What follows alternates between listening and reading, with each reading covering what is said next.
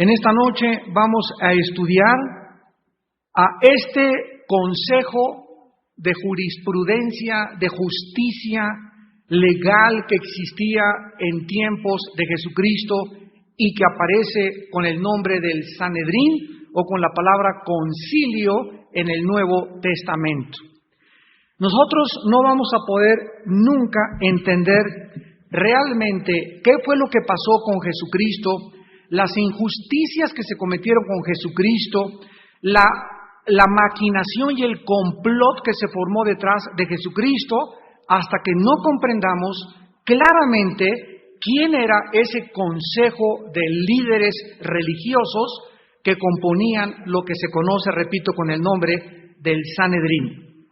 De aquí en adelante, nuestra imaginación se va a comenzar a asombrar porque en toda la historia humana jamás ha existido una perversión tan grande de la justicia como en el juicio de Jesucristo.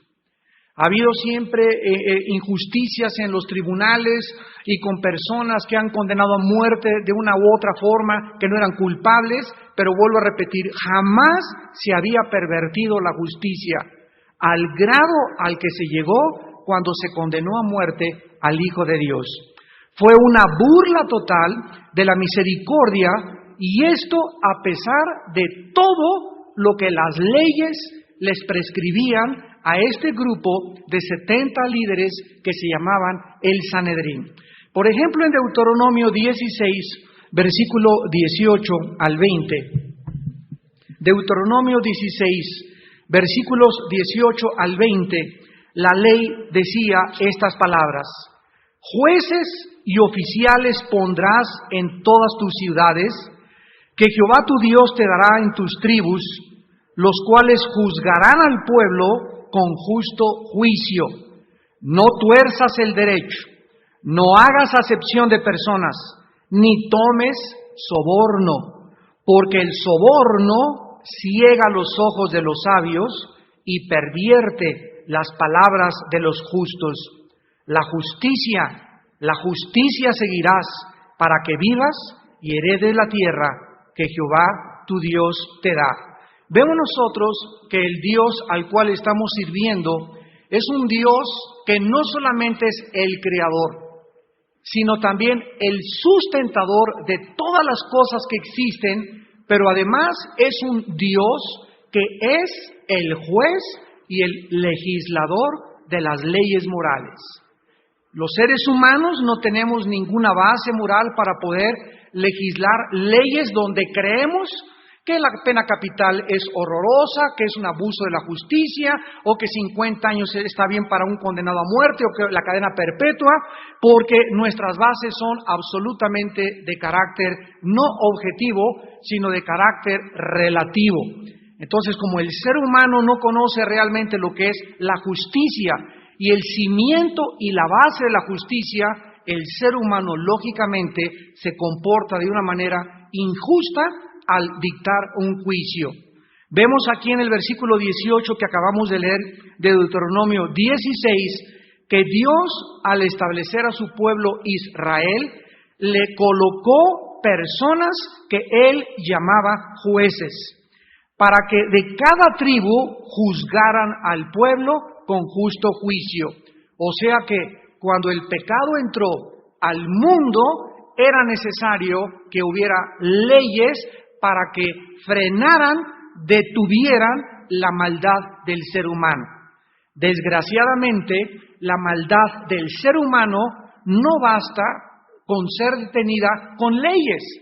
Podemos decirle a una persona, bueno, al que robe se le va a hacer estas cosas y al que haga estas cosas se le va a castigar de esta manera, sino que aparte de los castigos, Dios determina y permite que por causa del pecado, insisto, síganme con mucho cuidado para que puedan entender los pensamientos de Dios que no son otros pensamientos.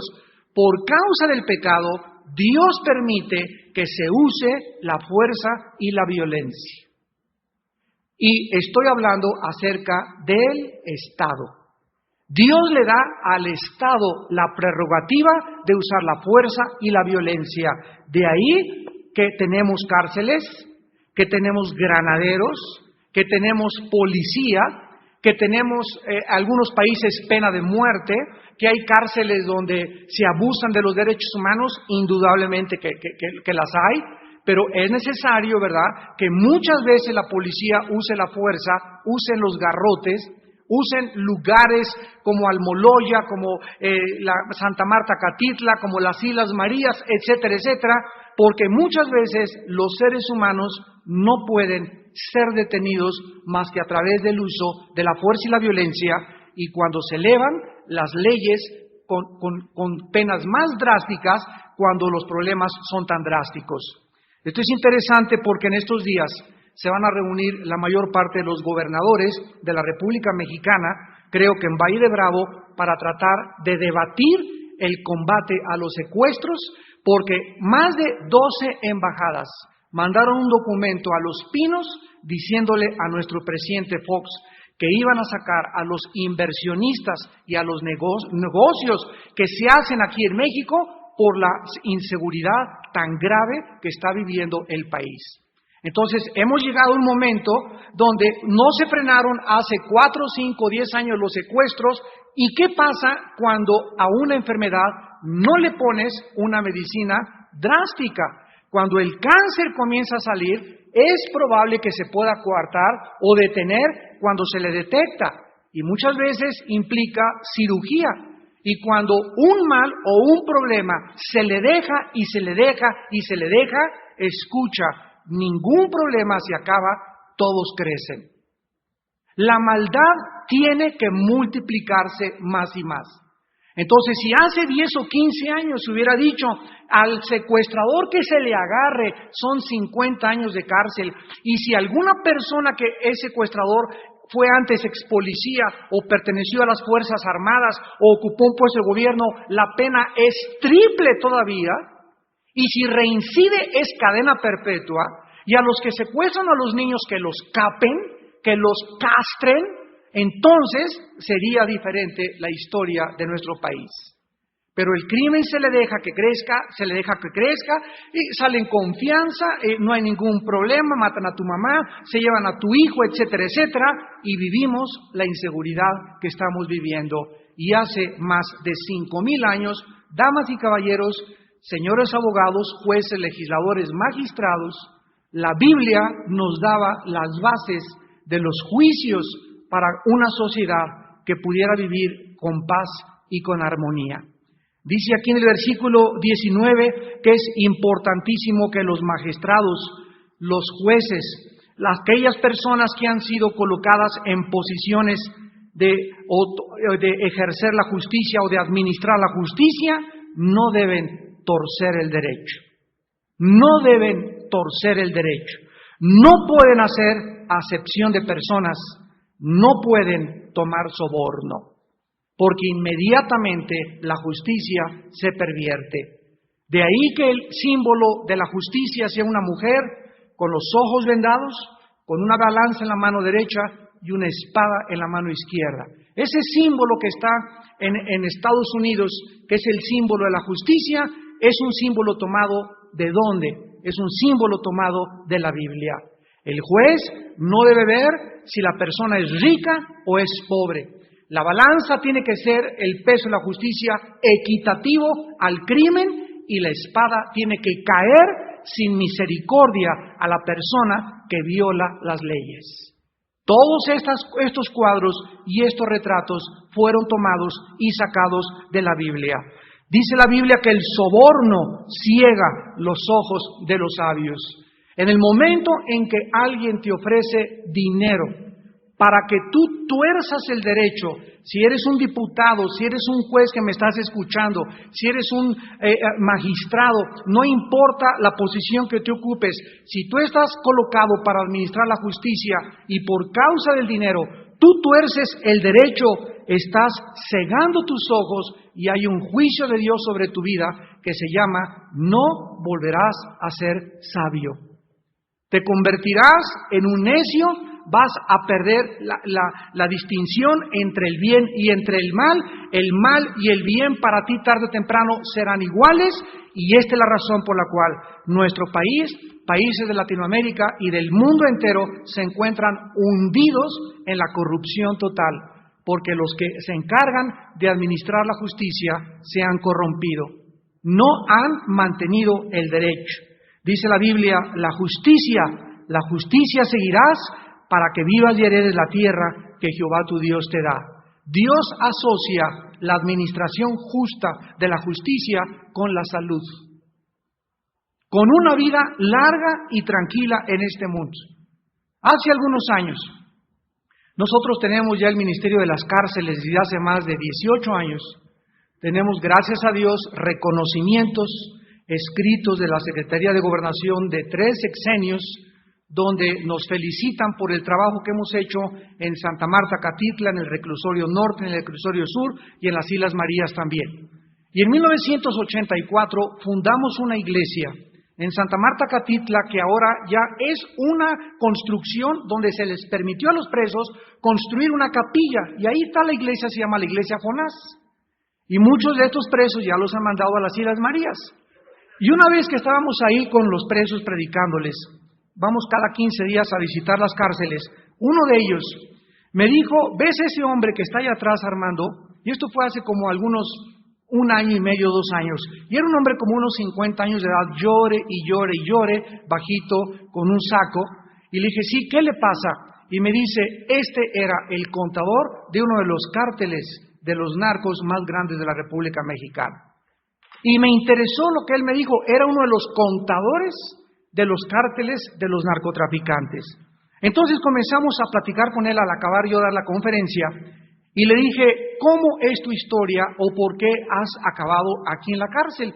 Y me dijo, Armando, cuando tenía 32 años me recibí de contador público titulado y comencé a trabajar en un trabajo decente, honesto, pagábamos la renta, pero vivía contento con mi esposa, carecíamos de muchas cosas, pero teníamos paz y estábamos tranquilos. Cuando cumplí 38, casi 40 años de edad, hace 12 años me dijo, ahora tengo 50, me dijo, conocí a una persona que me dijo, ¿no quisieras tener una casa propia? Y le dije, bueno, a cualquiera le gusta la casa propia. Y entonces me dijo, ¿cómo puedo tener una casa propia? Y esta persona le dijo, pues mira, hay unos libros que es importante que tú lleves, nada más que por cada libro que tú lleves te vamos a dar $50,000. Entonces él dice que él comenzó a trabajar sin darse cuenta para quién estaba trabajando y comenzó a alterar y a decirles, a sugerirles la forma en llevar una contabilidad doble, 2 libros totalmente alterados. A los 4 años se dio cuenta que estaba trabajando con uno de los cárteles más grandes de narcotráfico en la República Mexicana. Y a los 45 años de edad vino una redada donde él cayó por la policía y lo agarraron, ¿verdad?, con todos los libros de la contabilidad y le echaron 45 años de cárcel. O sea que va a salir a los 95 años de edad. Y estaba llore y llore y llore y me dijo, no cabe duda que el pecado no paga, la paga del pecado es la muerte. Siempre que uno se sale de la ley creyendo que vamos a ser beneficiados por unos pocos centavos más, creemos que realmente es como un oasis donde uno cree que al tener eso vamos a ser más felices y me doy cuenta que ahora no tengo esposa, perdí mis hijos, perdí mi vida, perdí mi salud, perdí mi felicidad y todo por querer hacerme rico. ¿Qué dice la Biblia hace 2000 años en 1 Timoteo 6:10? La raíz de todos los males es el amor al dinero, el cual codiciando algunos fueron traspasados de muchos dolores. Porque el amor al dinero es la raíz de todos los males y caerá el hombre en trampas y en problemas, porque nada hemos traído a este mundo ni nada nos vamos a llevar. Entonces, este es el problema de la humanidad. Todos están tratando o de robar, o de matar, o de secuestrar, o alterar libros, o hacer tranzas, o no declarar impuestos, o no pagarle a Dios sus diezmos, con tal de tener más. Cuando el reino nos manda a operar de forma diferente. Dios nos dice, dame y te doy. ¿Quieres saber la mejor manera de invertir en el mundo que vivimos? Invierte en mi reino, donde el orín y la polilla no corrompen. Ahora muy bien, vamos pues en esta noche a estudiar el Sanedrín, porque para que pudiera llevarse a cabo cualquier juicio local, cada localidad, o sea, cada pueblito en Israel, donde hubiera más de 120 varones como cabezas de familia, se formaba inmediatamente un Sanedrín, que consistía en 23 ancianos que pudieran gobernar en las materias judiciales y legales. Si los pueblitos eran demasiado pequeños, vean ustedes, abogados que están en esta tarde, la profunda sabiduría de Dios hace antes del derecho romano. Si una localidad pequeña no tenía esta cantidad de personas, entonces podía formarse un grupo de 3 o de 7 miembros en la comunidad o en la localidad, y este cuerpo de gobernantes era designado como un concilio. Veamos esto, por ejemplo, en Mateo 5, 22. La palabra concilio es muy importante porque es diferente a la palabra Sanedrín. Dice Mateo 5, 22 el Señor Jesucristo: pero yo os digo que cualquiera que se enoje contra su hermano será culpable de juicio, y cualquiera que diga necio a su hermano será culpable ante él, en el griego moros, que se tradujo concilio. ¿Qué era un concilio? Era un grupo de menos de 120 varones, y Cristo estaba predicándole al populus, a la gente de diferentes pueblitos, para que cuando fueran a sus pueblitos entendieran el lenguaje que él estaba usando. En Jerusalén estaba localizado la matriz. En Jerusalén estaba localizado el Gran Sanedrín, el consejo de 70 ancianos más el sumo sacerdote. Este consejo era la corte final de apelación y el cuerpo gobernante más elevado de la nación de Israel, combinando los poderes ejecutivo, legislativo y judicial. Los sanedrines más pequeños, repito, se consideraban concilios.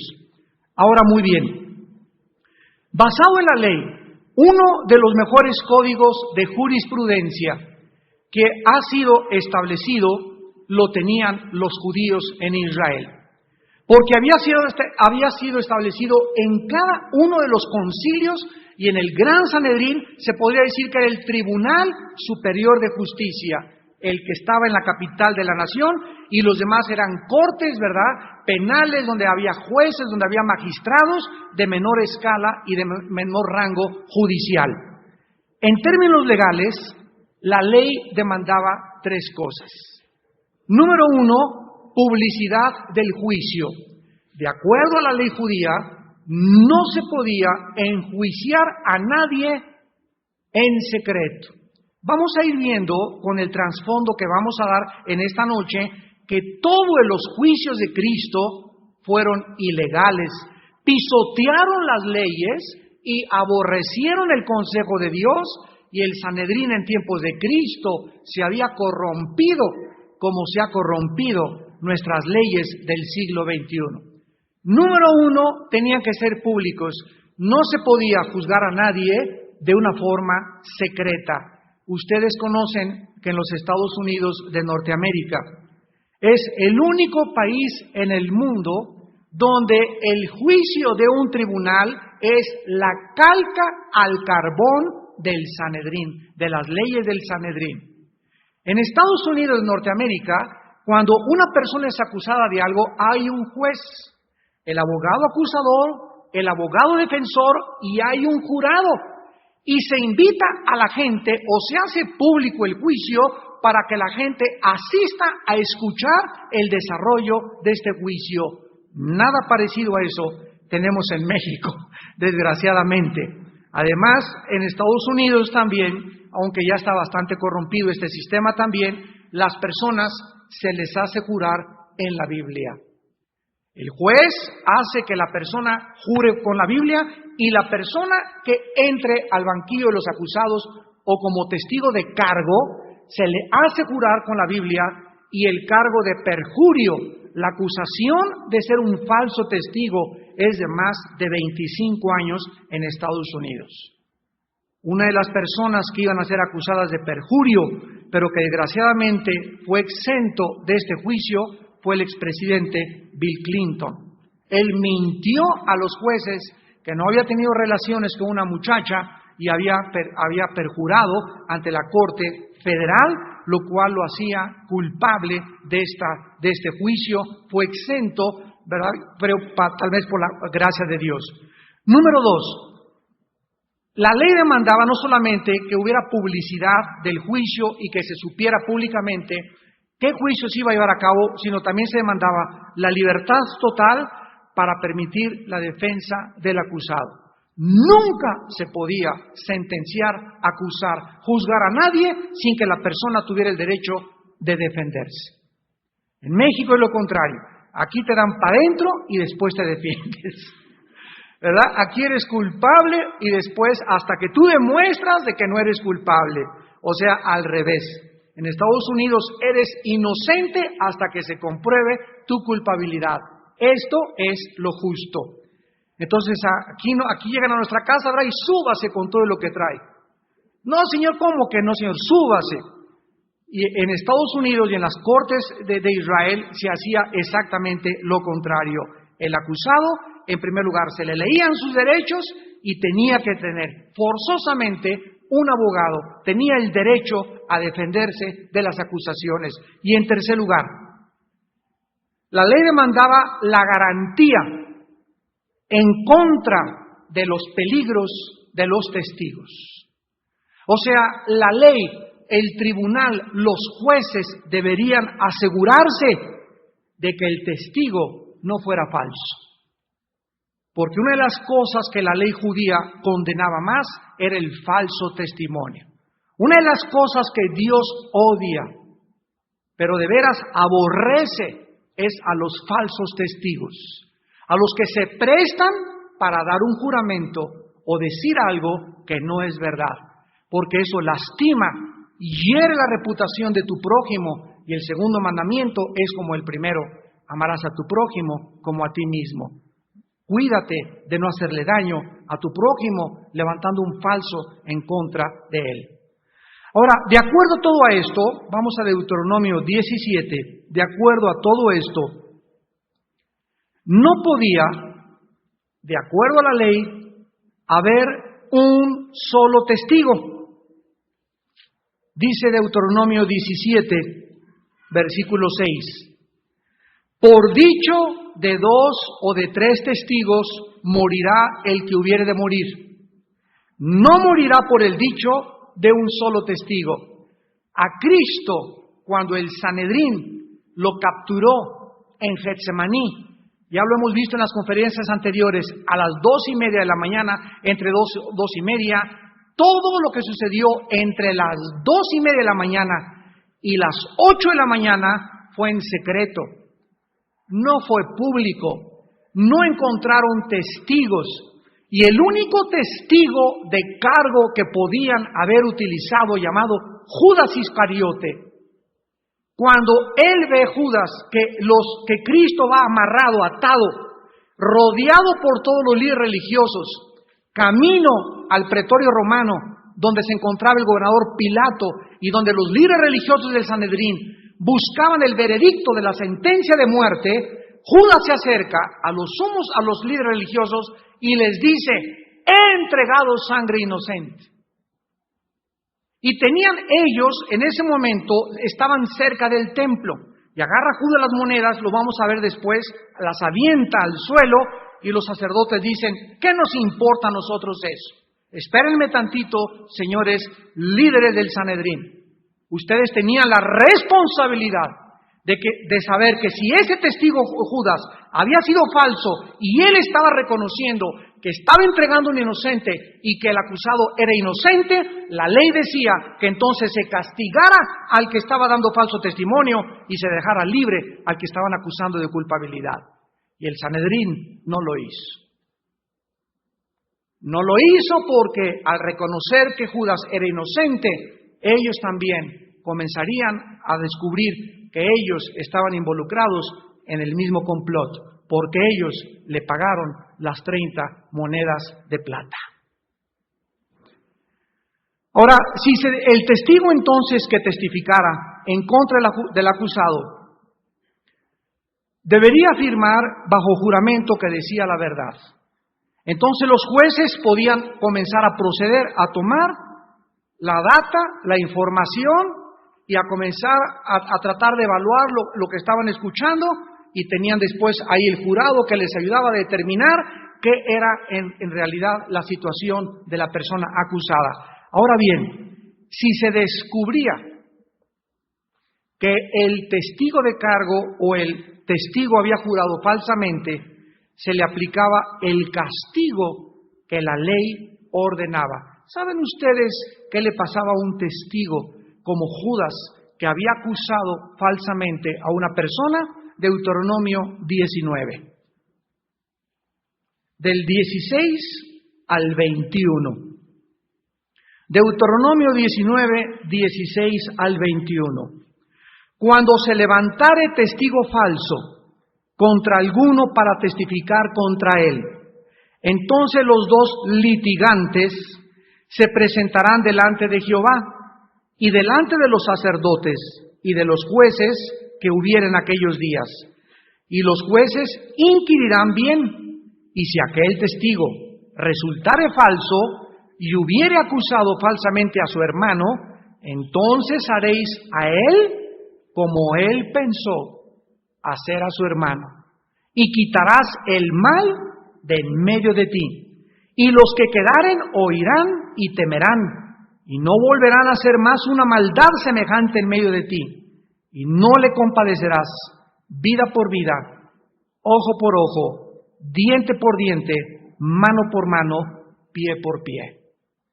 Detrás de estas leyes no se encuentra el derecho romano, se encuentra la sabiduría del Dios Todopoderoso, que nos revela su corazón, nos revela sus pensamientos y nos dice claramente: quitarás el mal en medio de ti. Dios considera a alguien aquí abajo en la tierra que da un falso testimonio o que acusa equivocadamente a un hermano como una persona perversa. Ustedes saben que en el griego hay dos palabras para maldad. Una es la palabra kakos, con doble K. Es una persona que es mala, y les voy a dar un ejemplo: hagan es una persona que se emborracha, que fuma marihuana o que ve pornografía y lo hace él solo. La palabra poneros, la otra palabra para maldad, es la persona perversa, es la persona que no se conforma con ser malo, sino que arrastra a otros junto con él. Es la persona que le dice: truénate échate este trago, ven a ver esta película, ven, vamos a hacer esto. Es la persona que invita a la maldad a otros consigo mismo. Entonces, hay la persona que es mala y que no quiere que los demás le sigan, pero hay la persona perversa, que es la persona, repito, clasificada por Dios como un falso testigo. Y esta persona, dice la Biblia, los que queden tienen que temer para que no vuelva a hacerse semejante maldad. ¿Cuál era el propósito de la drasticidad, santos de Dios, de los juicios de Dios? ¿Qué se escondía detrás de? Puedes decir, qué drástico. Ay, qué cosa. No que Dios es misericordioso, no que Dios es peace and love. Detrás de todo esto se encontraba que las personas que quedaban vivas supieran que con la ley no se juega, que la paga del pecado es la muerte. ¿Se acuerdan ustedes en Hechos 5 el primer caso de juicio en la iglesia primitiva? ¿Cuál fue este caso? Una pareja, Ananías y Zafira, que se robaron de los diezmos. Y vemos que cae un juicio del cielo como un hacha, donde se les quita la vida a Ananías y Zafira. Y nos preguntamos, Dios mío, ¿por qué tanta drasticidad? Dios nos contesta, en primer lugar, soy el creador y tengo el derecho sobre la vida y la muerte de mis criaturas. Así que nosotros asesinamos, pero a Dios no se le puede acusar de asesino. Él tiene el derecho, la prerrogativa y la soberanía sobre la vida humana. Para comenzar, número 2, ahí en Hechos 5 dice que cuando cayeron muertos, sobrevino temor a toda la iglesia. O sea, el propósito detrás de las leyes de Dios es infundir el temor al malo, para que se den cuenta que el mal tiene que ser castigado, que el mal tiene que ser descubierto y que el mal nunca paga bien. Y si no hay este temor en nosotros para respetar las leyes de Dios, entonces nos convertimos en dioses y en seres autónomos, donde determinamos nosotros lo que es bueno y lo que es malo.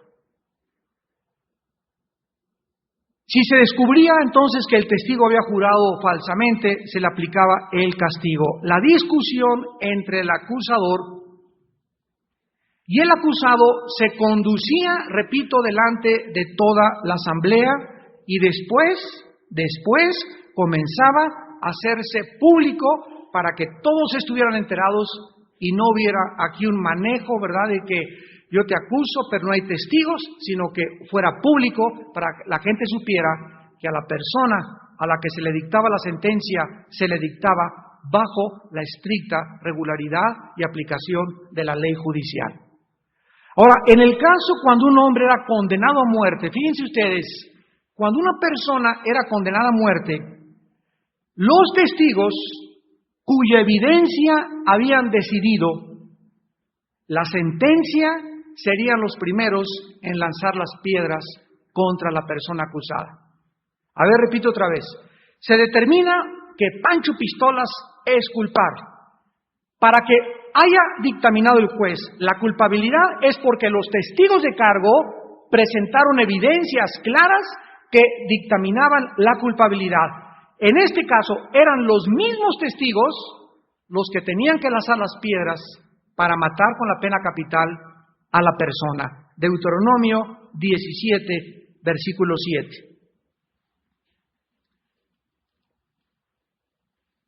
La mano de los testigos caerá primero sobre él para matarlo, y después la mano de todo el pueblo.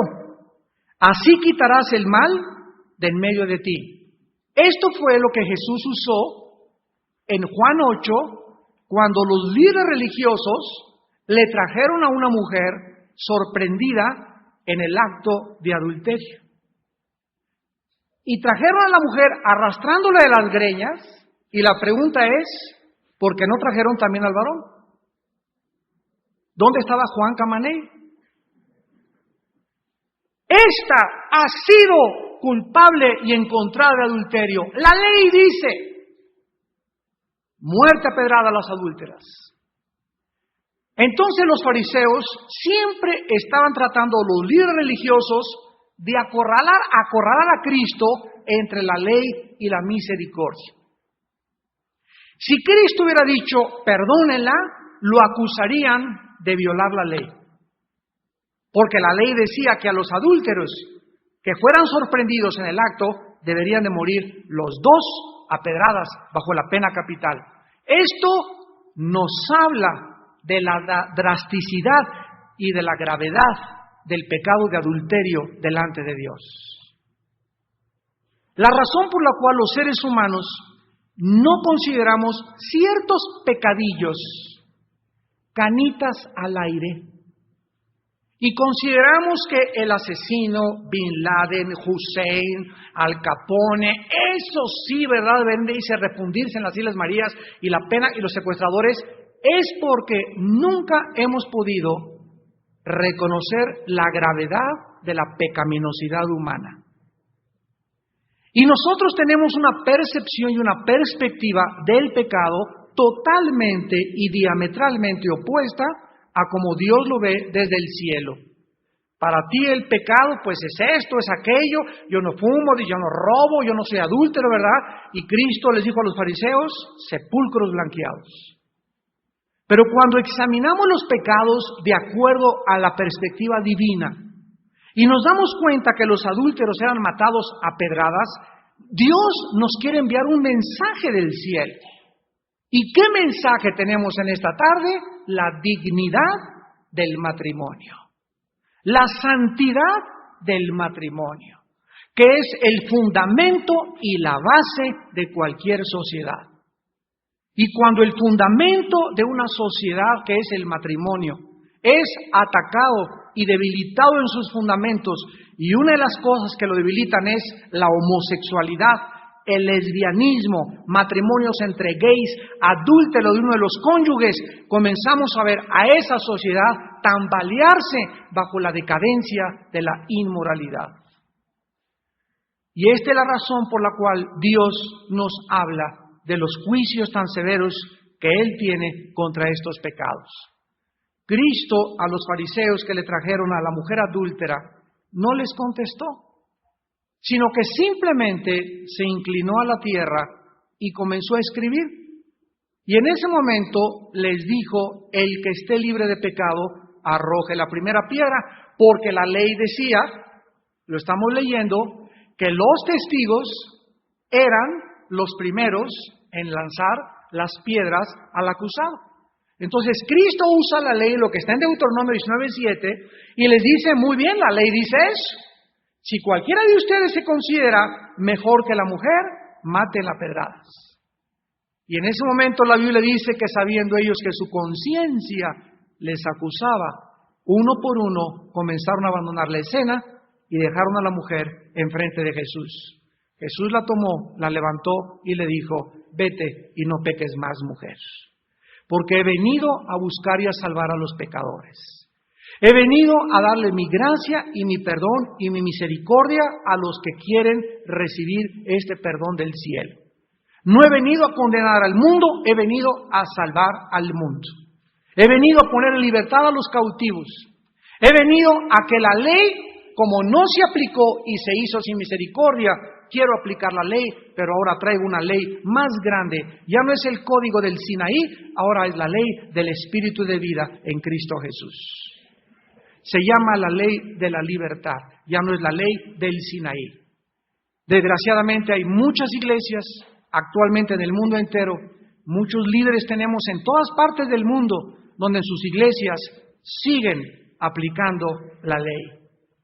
Iglesias legalistas siempre están fijándose en lo de afuera, en lo externo, en las cosas que no tienen valor delante de Dios, pero no se fijan y no recuerdan que Dios mira el corazón. Que si podemos celebrar Navidad, que si no podemos celebrar Navidad, que si la mujer tiene pantalones, que si no tiene pantalones, que si debemos celebrar el sábado, que si no debemos celebrar el sábado, que si debemos hablar en lenguas.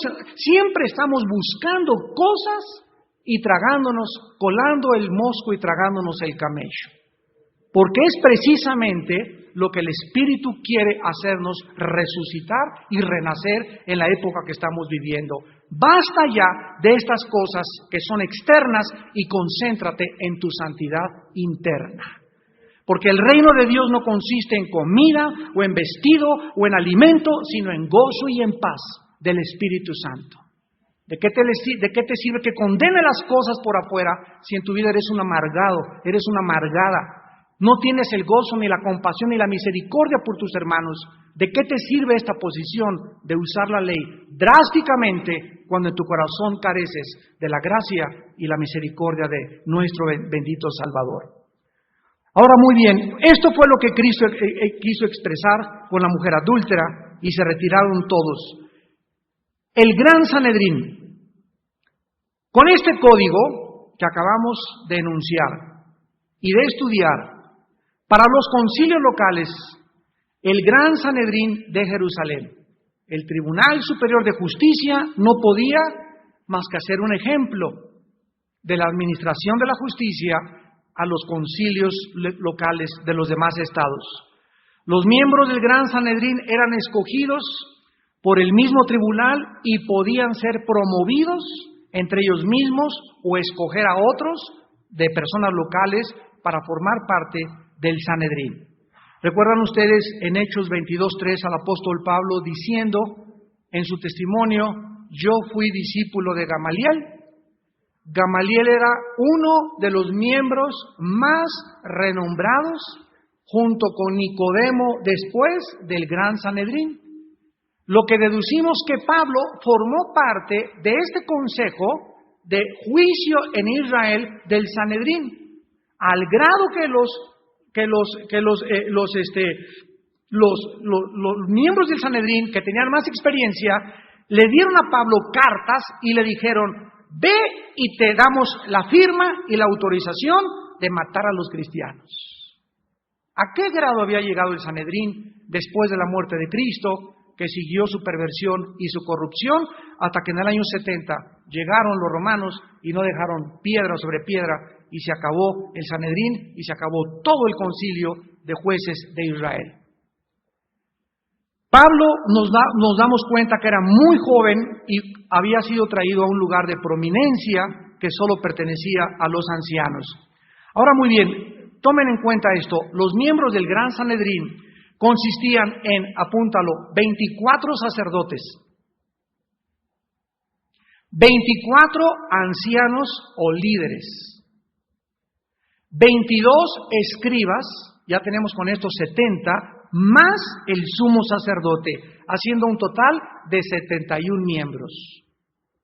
Repito, eran 24 jefes sacerdotes, 24 ancianos y 22 escribas, más el sumo sacerdote. Su función de todos los miembros del Sanedrín la encontramos en Deuteronomio 17, versículos del 8 al 13. Deuteronomio 17, del 8 al 13. La función de los miembros del Tribunal Superior de Justicia judío era interpretar y aplicar la ley escrita como la ley oral.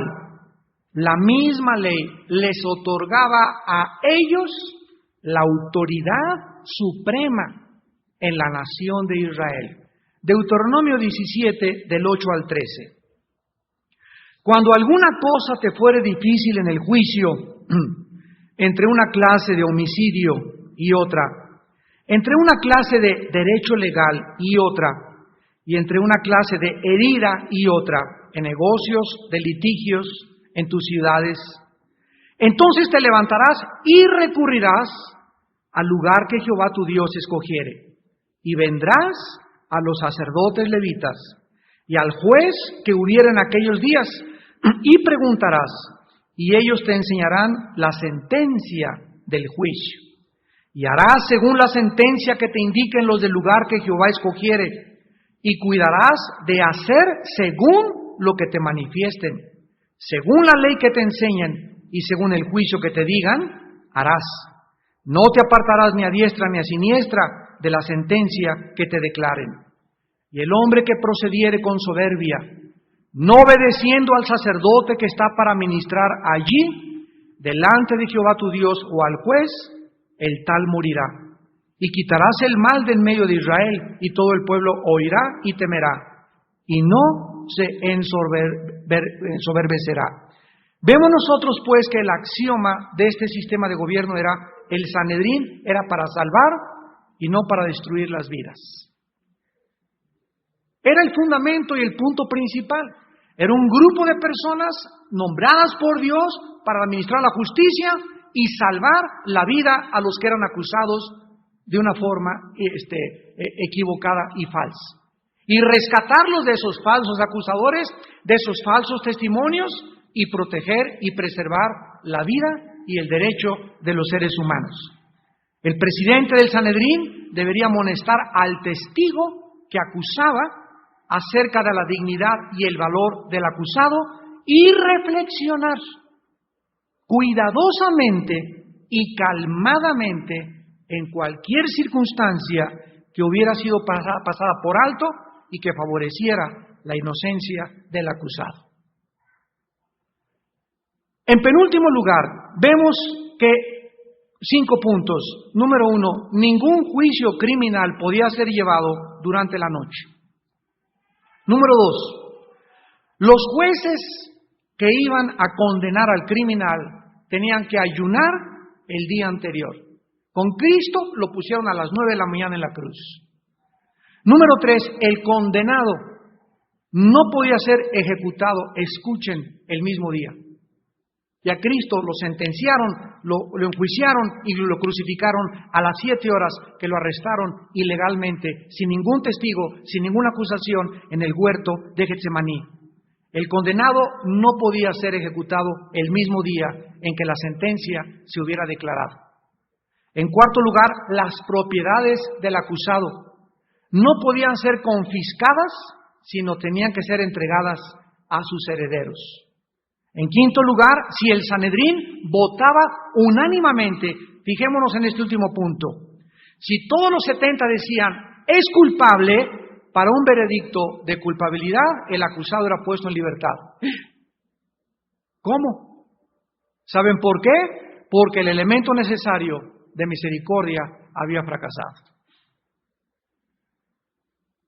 Dios no permitía unanimidad en la sentencia.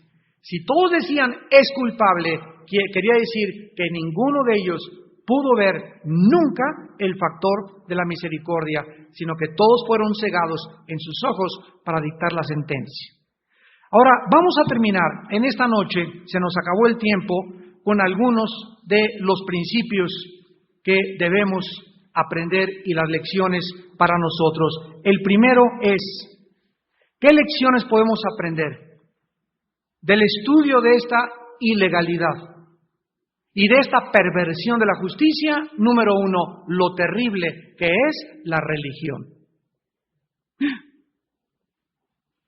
Lo terrible de las religiones. Espérame tantito, ¿de qué está usted hablando? La religión o las religiones son el sistema filosófico moral opuesto al cristianismo. Muchas personas en esta tarde todavía no pueden asimilar esto y dejen explicarles un poco más profundamente. Las religiones comenzaron con Caín. ¿Qué son las religiones? Los sistemas inventados por el ser humano para tratar de alcanzar el cielo mediante dos factores, las buenas obras y los sacrificios. Todas las religiones, llámese Islam, judaísmo, budismo, catolicismo romano, mormonismo, testigos de Jehová, unitarismo, pare de sufrir, no importa la que tú me nombres, todas las religiones tienen estas dos características. Si tú le preguntas a cualquiera de estas personas que pertenecen a cualquiera de todas estas religiones, ¿cómo puedo, según tu religión, ir al cielo? Te van a contestar, pórtate bien, haz buenas obras y haz sacrificios. O sea, cumple con tu religión. Y Dios nos envía un mensaje del cielo opuesto a nuestra sabiduría y a nuestro entendimiento, porque escrito está, destruiré la sabiduría de los sabios y el entendimiento de los entendidos. 1 Corintios 1, 19 y 20. Dios nos manda un mensaje que se contrapone a nuestra manera natural de pensar. El ser humano naturalmente piensa que si voy a tal cual religión, todas las religiones llevan al mismo camino, todas las religiones llevan a Dios. Dios manda a su Hijo a la tierra y nos dice estas palabras: yo soy el camino, la verdad y la vida. Nadie va al Padre sino a través de mí. Radical, extremo, absoluto. Nadie va al Padre si no es a través de mí. Ahora, para los que se pierden, este mensaje es locura. 1 Corintios 1:18, pero para los que se salvan, significa el poder de Dios en nuestra vida. Las personas que se van a condenar en el infierno es porque en sus mentes no quisieron aceptar otro pensamiento que se opusiera a su forma natural de pensar. Es que no, yo tengo que hacer algo para salvarme. Y Dios dice, es gratis. El ser humano dice, cualquier religión lleva a Dios. Cristo dice, nadie va al cielo más que a través de mí. Y cuando nosotros descubrimos que las religiones son la causa precisamente de los conflictos humanos, vean ustedes lo que se hizo en el nombre de una religión con 500 años de Inquisición. El Papa Juan Pablo II hace 3 días acaba de pedir perdón por los pecados de la Inquisición.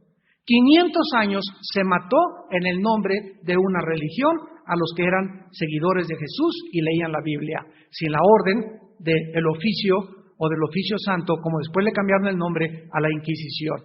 Vean ustedes lo que los musulmanes radicales están haciendo en el nombre de Alá y de Mahoma, aventándose contra edificios, poniéndose bombas, porque su religión les dice que en la otra vida 70 vírgenes los estarán esperando. El susto que se van a llevar. En el nombre de Dios, Cristo lo dijo, vendrá la hora cuando en el nombre de Dios se harán barbaridades. Y por eso el mundo dice, no, es que ya por eso no quiero pertenecer a ninguna religión. Te felicito, el cristianismo no es una religión, es una relación. Viva, orgánica, dinámica con el Hijo de Dios. Tú puedes tener una religión, puedes en esta noche decirme, yo soy católico, bautizado, confirmado, o soy protestante, o soy testigo de Jehová, o soy presbiteriano, o voy a Vida Nueva. Y el hecho que tú pertenezcas a un grupo de personas que tienen cierta denominación o cierto nombre en la botella, el nombre por afuera de la botella no hace nada, sino lo que está dentro de la botella. Tú puedes tener aquí el título de católico, protestante, bautista e irte al infierno con toda la etiqueta. Pero si dentro de la botella, si dentro de ti no tienes a Jesús, tu religión externa, tus cumplimientos legalistas y tu fariseísmo te van a condenar eternamente. Porque Cristo no viene a cambiarnos por afuera, nos viene a transformar interiormente, a hacernos una nueva criatura. Y a decirnos que el que tiene al Hijo tiene la vida. Señor, te damos gracias en esta noche por tu palabra. Y te damos gracias, Padre, porque en la Biblia podemos encontrar solo verdades absolutas y no las relativas, en las cuales el ser humano vive, filosofa, hipotetiza y especula durante toda su vida. Gracias, Señor, porque no hemos venido a una religión, hemos venido a un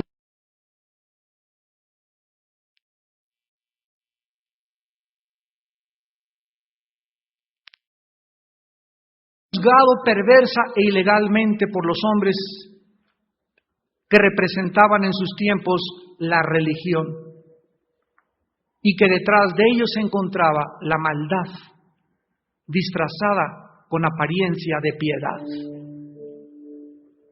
Te damos gracias, Señor, por habernos librado del pecado y de las religiones y habernos trasladado al reino de tu Hijo Jesucristo, donde tu iglesia es universal y la forman todos, de cualquier nacionalidad, de cualquier raza, de cualquier lenguaje, que han venido a la cruz y han creído en el nombre del Hijo de Dios como el Salvador y el Mesías de la humanidad.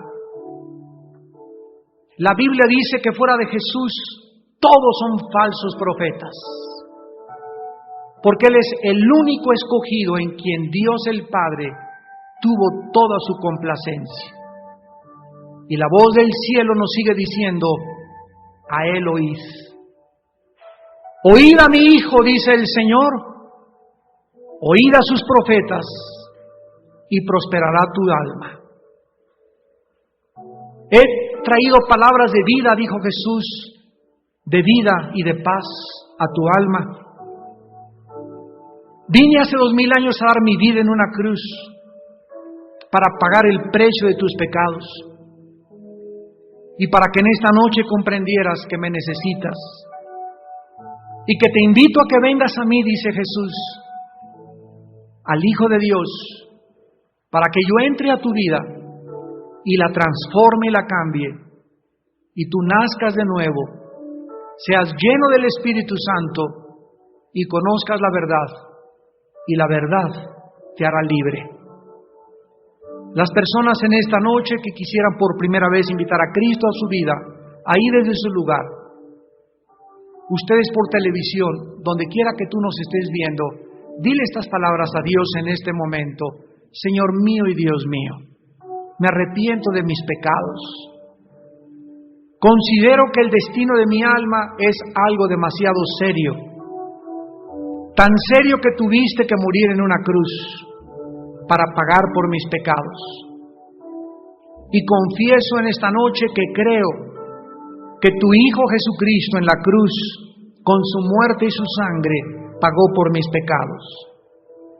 Te pido perdón, Señor Jesucristo, y te pido que entres a mi corazón como mi Señor y mi Salvador. Te doy las gracias por la vida eterna, en el nombre de Jesús. Amén.